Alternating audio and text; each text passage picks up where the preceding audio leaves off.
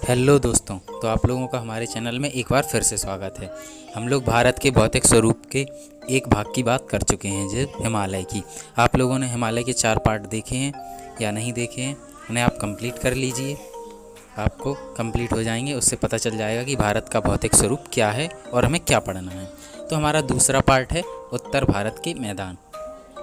तो सबसे पहले हम बात करते हैं कि जो हमारा उत्तर भारत है, उत्तर भारत के जो मैदान हैं वो कैसे बनते हैं। सबसे पहले हम देखते हैं कि हमारे जो पहाड़ होते हैं वो पहाड़ों के नीचे, जैसे ये मान लीजिए एक पहाड़ है, और जो हमने हिमालय पढ़ा है, हिमालय के पहाड़ों से जो नदियाँ बह के आती हैं, उन नदियों से यहाँ पर मिट्टी एकत्रित हो जाती है। यहाँ पे आपने देखा होगा, वही मैदानों की हम बात करने वाले हैं। ठीक है दोस्तों, तो हम जब देखेंगे कि जो पहाड़ों से बड़े बड़े पत्थर नदियों के सहारे नीचे आ जाते हैं, तो वो यहीं पे आकर इकट्ठे हो जाते हैं। शुरू के क्षेत्रों में इकट्ठे हो जाते हैं, पहाड़ के शुरू के क्षेत्रों में इकट्ठे हो जाते हैं। इस क्षेत्र को हम भाभर कहते हैं। भाभर। इस क्षेत्र में मिट्टी हमें दिखाई नहीं देती है और नदियाँ भी नहीं दिखाई देती हैं, क्योंकि यहाँ पत्थर इतने बड़े बड़े इकट्ठे हो जाते हैं और ढेर इकट्ठा हो जाता है पत्थरों का कि हमें नदियाँ दिखाई नहीं देती हैं, गायब हो जाती हैं। ठीक है दोस्तों, ये हमारा क्षेत्र हो गया भाभर। इसके आगे जब हम देखेंगे कि जब पत्थर ले जाने की क्षमता नदी की कम हो जाती है, तो छोटे छोटे पत्थर आपको देखने को मिलते हैं। ये छोटे छोटे पत्थर मिलते हैं, यहाँ पर नदी वापस दिखाई देने लगती है। अब आप दोनों क्षेत्रों में देख रहे होंगे कि मिट्टी का क्षेत्र कम है, तो ये दोनों क्षेत्र कृषि के लिए कम उपयोगी रहते हैं। कृषि कम की जाती है, और ये समझ लिए ना के बराबर। और जो हमारा दूसरा क्षेत्र है, जहाँ छोटे छोटे पत्थर पाए जाते हैं और यहाँ नदी का ढाल भी कम होता है, लगभग समतल के जैसा होता है। बहाव तेज ना होने की वजह से यहाँ पे जो मैदान है वो चौड़े क्षेत्र में फैली हुई, नदियाँ चौड़े क्षेत्र में पाई जाती हैं। ठीक है दोस्तों, अब हम आगे के 2 क्षेत्र देखते हैं। एक आपने सुना होगा खादर, और एक सुना होगा बांगर।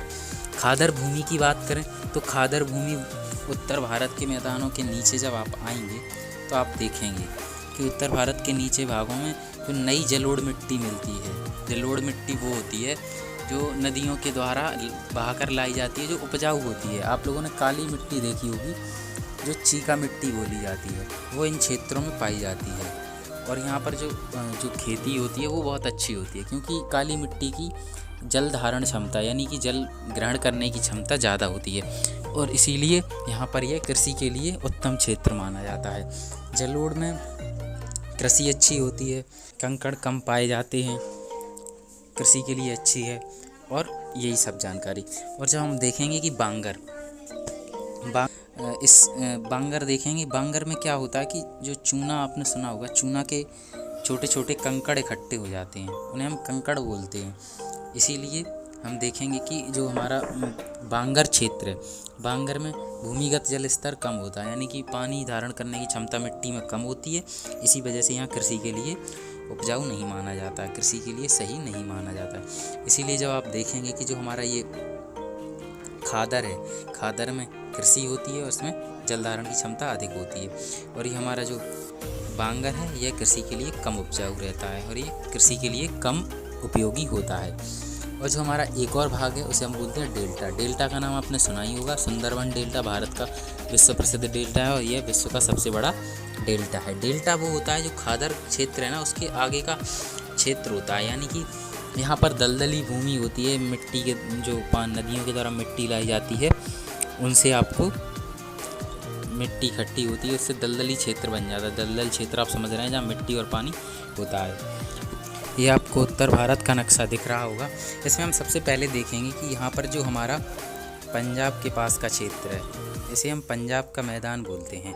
ये पंजाब का मैदान अधिकतर पाकिस्तान के क्षेत्र में है, और यहाँ पर आप देखेंगे ये पर्वतों के नीचे ही बनते हैं।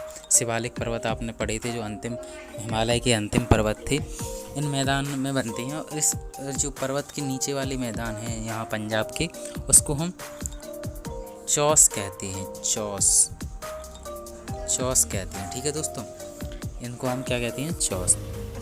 और यहाँ पर जो जलोढ़ भूमि हमने पढ़ी थी, जलोढ़ मिट्टी, वो नहीं मिलती है। यहाँ पर आपको मिलेगी बांगर भूमि। अभी हमने पढ़ा था खादर और बांगर। खादर उपजाऊ होती है और बांगर अनुपजाऊ होती है। ठीक है दोस्तों, तो आप लोगों को पता चल गया कि पंजाब के मैदानों में कृषि नहीं हो सकती क्योंकि ये अनउपजाऊ भूमि होती है।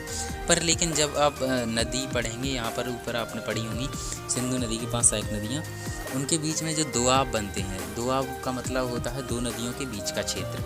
यहाँ पर जो बारी और बिस्त, BARI बारी, BIST बिस्त, ये 2 नाम के दोआब हैं, बारी और बिस्त नाम के 2 दोआब हैं।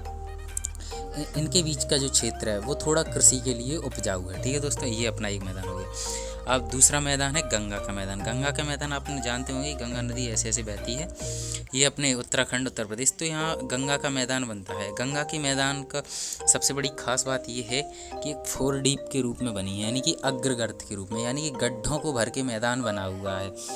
और यहाँ पर आपको एक गोखुर झील के उदाहरण भी मिलेंगे। गोखुर झील का मतलब होता है जो गौ का खुर होता है उसके आकार की झील बनती हैं। ठीक है दोस्तों, ये हो गया गंगा के मैदान। और हमारा तीसरा मैदान है ब्रह्मपुत्र का मैदान। ब्रह्मपुत्र नदी ऐसे आती है, ऐसे ऐसे, ये अपना ऐसे आती है, तो यहाँ पर ब्रह्मपुत्र के मैदान बनेंगे। ठीक है दोस्तों, ब्रह्मपुत्र के मैदान की बात करें तो इसमें आपको भी गोखुर झील के उदाहरण मिल जाएंगे। जब आप देखेंगे कि यहाँ ढाल प्रवणता कम है, यानी कि ढाल कम है नदी का, तो यहाँ पर द्वीप बन जाते हैं, नदी में द्वीप बन जाते हैं जो नदी बह के आती है। द्वीप यानी कि छोटा सा स्थान जो नदी के चारों ओर से घिरा होता है। और यहाँ पर इस ब्रह्मपुत्र नदी पर विश्व का सबसे बड़ा नदी द्वीप जो नदी में बना हुआ है माजुली द्वीप है। ठीक है दोस्तों, ये आपकी एक्स्ट्रा जानकारी है। जो हमारा आखिरी मैदान है वो है राजस्थान का मैदान। यही पंजाब के नीचे आप देख सकते हैं छोटा सा मैदान है राजस्थान का मैदान। यहाँ पर आपको पता है कि राजस्थान में रेतीला क्षेत्र है, तो यहाँ पर उर्वर भूमि नहीं है, लेकिन यहाँ पर जो थोड़ी बहुत उपजाऊ भूमि मिलती है उसको हम रोही कहते हैं, रोही। ठीक है दोस्तों, आपके ये मैदान कंप्लीट हुए। मैदान पसंद आए तो लाइक कर दीजिए वीडियो को और शेयर कर दीजिए। And thank you.